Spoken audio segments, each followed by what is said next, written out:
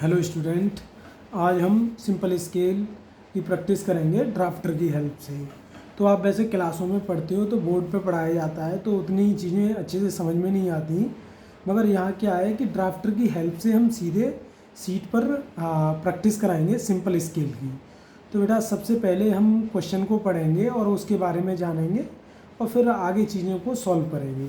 तो सबसे पहले क्वेश्चन पढ़ते हैं कि 1/50 आरएफ निरूपक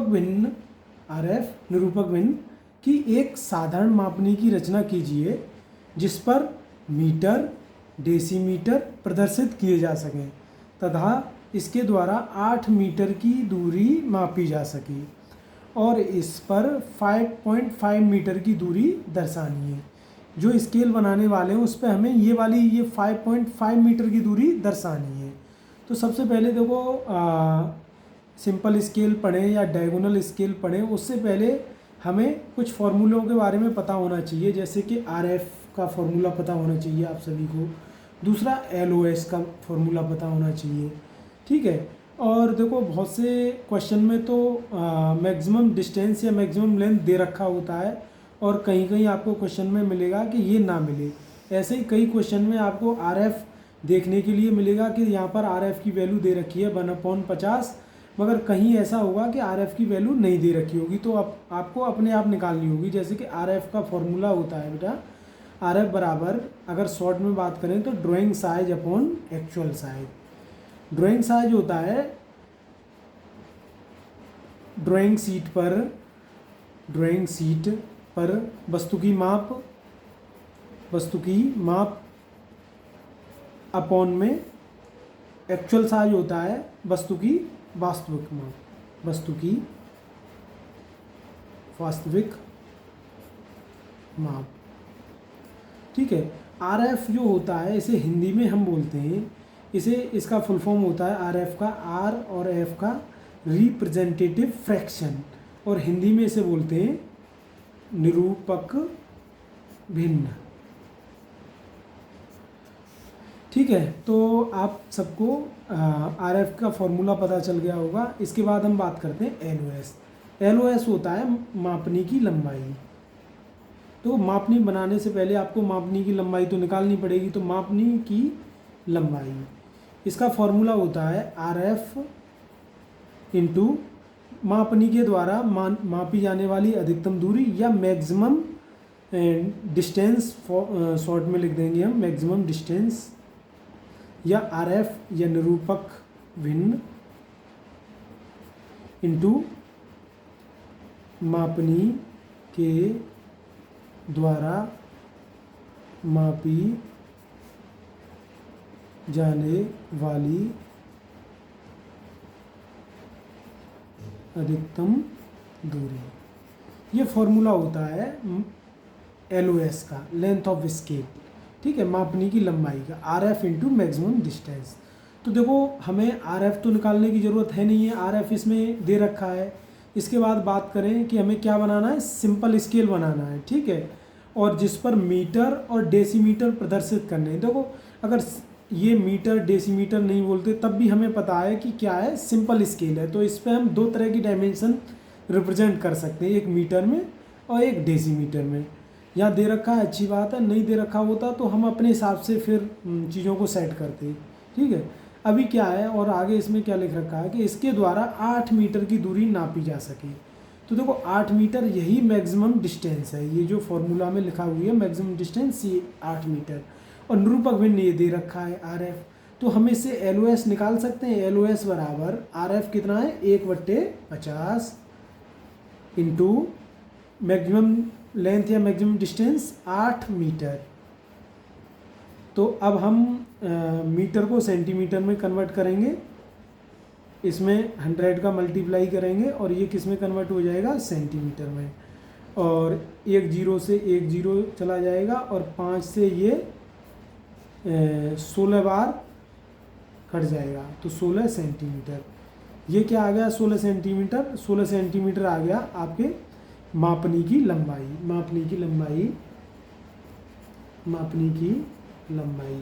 कितनी आ गई, 16 सेंटीमीटर।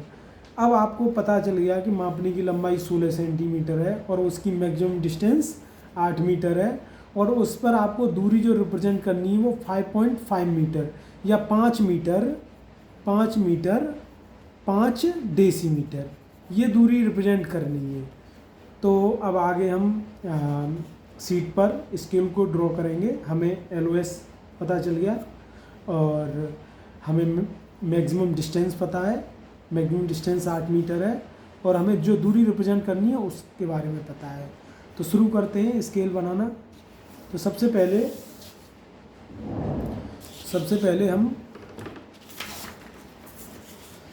पहले हम जो LOS जो आया है उसके बराबर, उसकी 16 सेंटीमीटर के बराबर एक लाइन ड्रॉ करेंगे। 16 सेंटीमीटर के बराबर एक लाइन ड्रॉ करेंगे 16 सेंटीमीटर के बराबर। तो शुरू करते हैं, सबसे पहले यहाँ से शुरू करते हैं।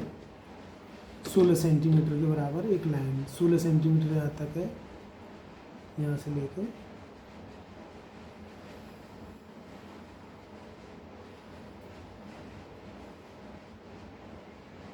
ठीक है। सबसे पहले जो LOS दे रखी है उसके बराबर एक लाइन खींचेंगे और अब देखेंगे कि मैक्सिमम डिस्टेंस हमारी कितनी। तो मैक्सिमम डिस्टेंस कितनी थी?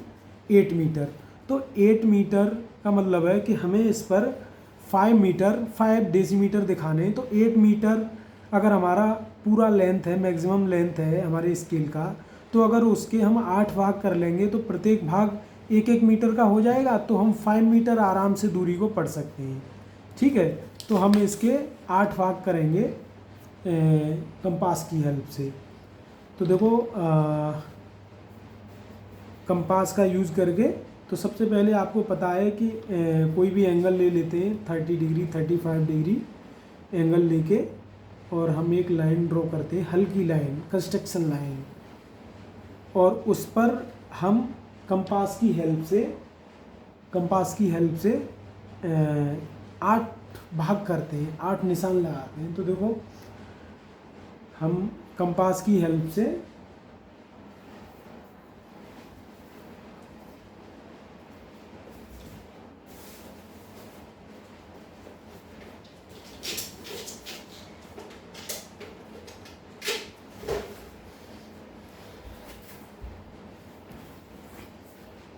तो हमारे पास कंपास तो अभी है नहीं है, तो हम इसी से थोड़ा, इसी की हेल्प से हम, जैसे कंपास में हमने लगभग 2 सेंटीमीटर दूरी भर ली, तो 2 सेंटीमीटर पे हमने क्या है निशान लगा लेंगे। कितने? 8।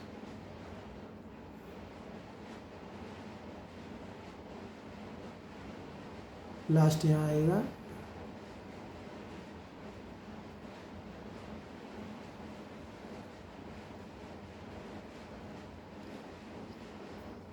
अब जो आखिरी वाला जो बिंदु होगा उसे हम इसके आखिरी बिंदु से मिलाएंगे। जो हमारा LOS का जो आखिरी बिंदु है उसे सेट करके यहाँ से हल्की लाइनों के द्वारा ऐसे मिला देंगे, और फिर इसके इसी लाइन के पैरेलल सभी लाइनें ऐसे खींचती जाएगी। इसी लाइन के पैरेलल सभी लाइनें खींचती जाएगी। इसी लाइन के पैरेलल सभी लाइनों को खींचते जाएंगे। इसी लाइन के पैरेलल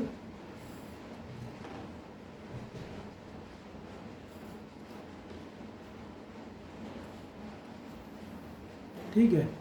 इसके बाद हमारी ये जो लाइन है इसके 8 भाग हो गए, 1 2 3 4 5 6 7 8। इसके बाद हम जो हमारा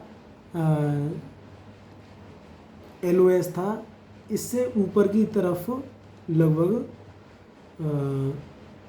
2 सेंटीमीटर ऊंचाई में एक इसका ब्लॉक बनाएंगे,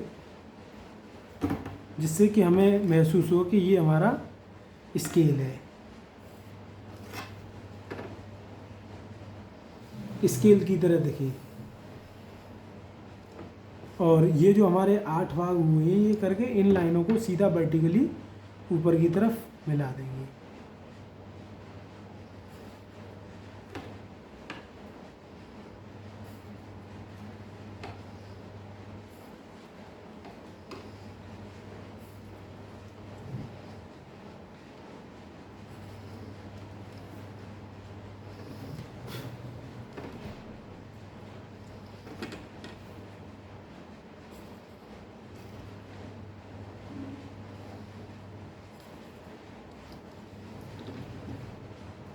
इसके बाद यहाँ से लगभग आधा सेंटीमीटर ये ऊंचाई पर ये दूरी लेंगे, लगभग आधा सेंटीमीटर, और इसे एकदम सीधे ऐसे लगा देंगे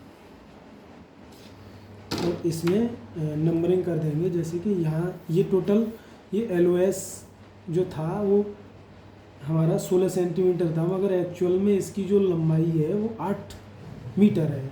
तो यहाँ से अगर बात करें हम तो 0 1 2 3 4 5 6 7 और ये क्या रिप्रेजेंट कर रहा है, मीटर।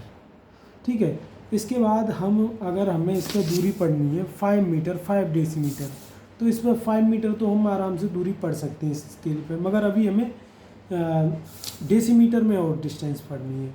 तो हमारे पास ये 1-1 मीटर के खाने हैं। अगर इस 1 मीटर को हम 10 भागों में डिवाइड कर दें तो हमारा प्रत्येक भाग 1 डेसीमीटर को रिप्रेजेंट करेगा।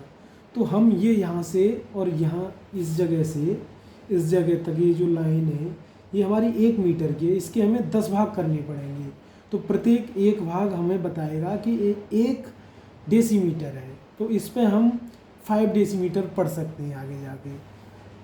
ठीक है, तो अब आगे हम फर्दर इसके इस यहाँ से यहाँ तक की जो लाइन है उसके हम 10 भाग करेंगे। तो ये जो एंगल लिया है उससे कुछ एक्स्ट्रा एंगल ले लेंगे, लगभग 45 डिग्री या 60 डिग्री।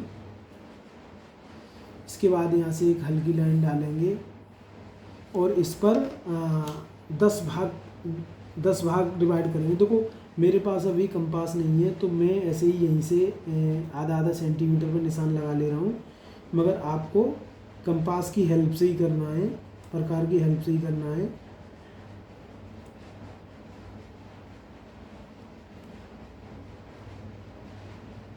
ये हमने 10 निशान लगा लिए।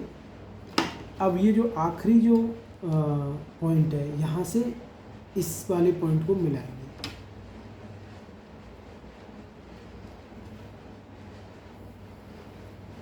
अब इसके पैरेलली लाइनें सब जाएंगी, पैरेलल लाइनें इसके पैरेलल, इस पॉइंट को पकड़ेंगे और इसके पैरेलल, इस पॉइंट को पकड़ेंगे और इसके पैरेलल,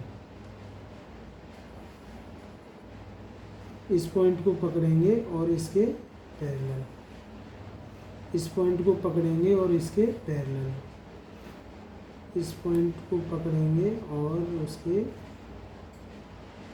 पैरेलल, इस पॉइंट को पकड़ेंगे और ऐसे ही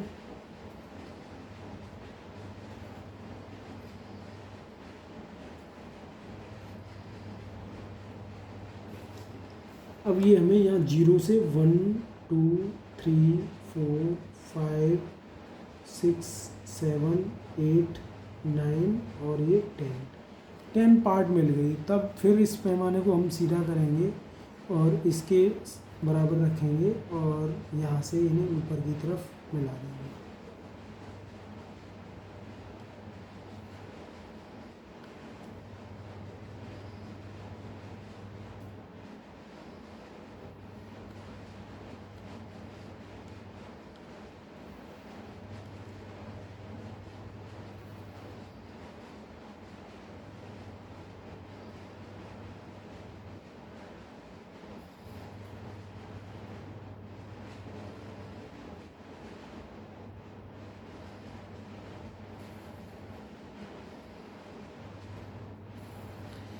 ऐसे ही पैरेलल लाइनें ऊपर वर्टिकली खींचते जाएंगे। अगर यहीं डायगोनल स्केल होता तो ये लाइनें तिरछी होती, अब एकदम ये सीधे ऊपर की तरफ लाइनें हो रखी हैं। इसके बाद यहाँ 0 से लेके ये 10 इधर इधर जो 10 डेसीमीटर रिप्रेजेंट हो रखा है। तो इसके बाद देखो हम यहाँ से सबसे पहले इसका LOS दिखाएंगे। यहाँ से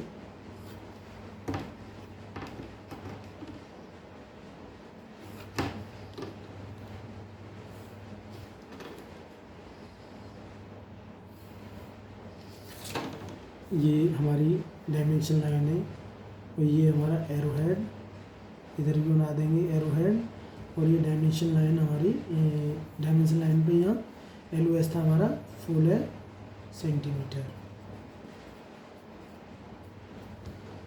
इसके बाद हम इस पर अब जो हमें अब स्केल हमारा बन के तैयार हो चुका है।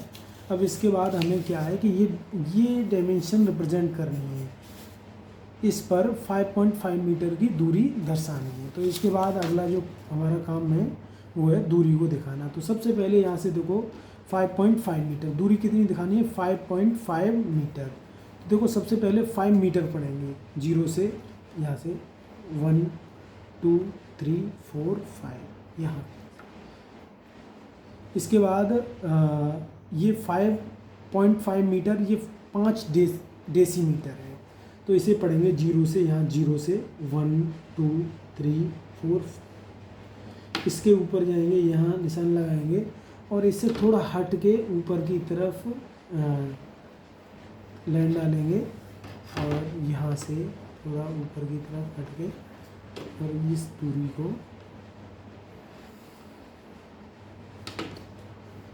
यहाँ रिप्रेजेंट करेंगे, एरो हेड बनाएंगे और ये दूरी हो गई हमारी 5 मीटर, 5 डेसीमीटर। और यहाँ पर RF की वैल्यू को रिप्रेजेंट कर देंगे और हमारा ये सिंपल स्केल का ये क्वेश्चन बन के तैयार हो गया।